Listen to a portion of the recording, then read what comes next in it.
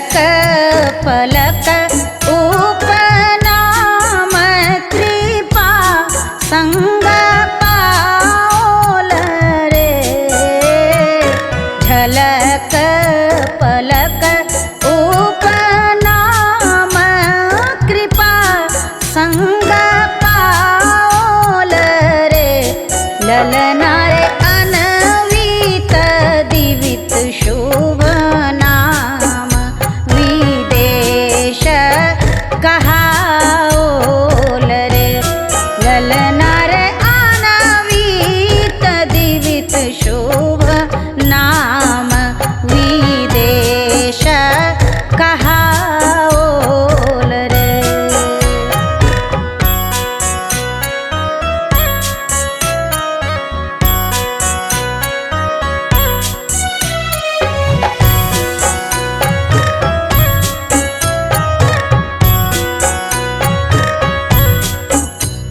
अपने सिंगर जी MM product में प्रस्तुति।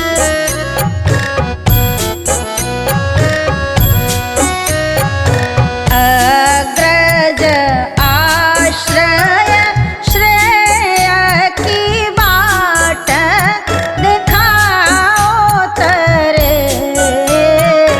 अग्रज आश्रय श्रेय की बाट दिखाओ तरे।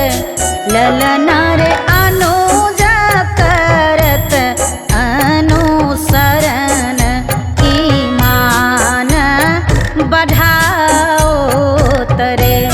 ललना रे अनुज करत अनुसरण ईमान बढ़ाओ तरे।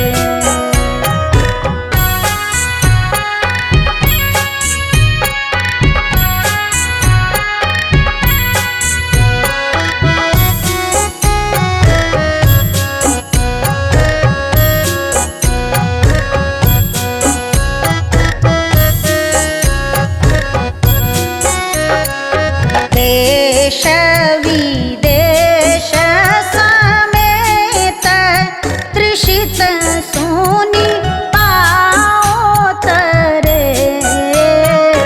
देश विदेश समेत त्रिषित सुनि पाओ तरे।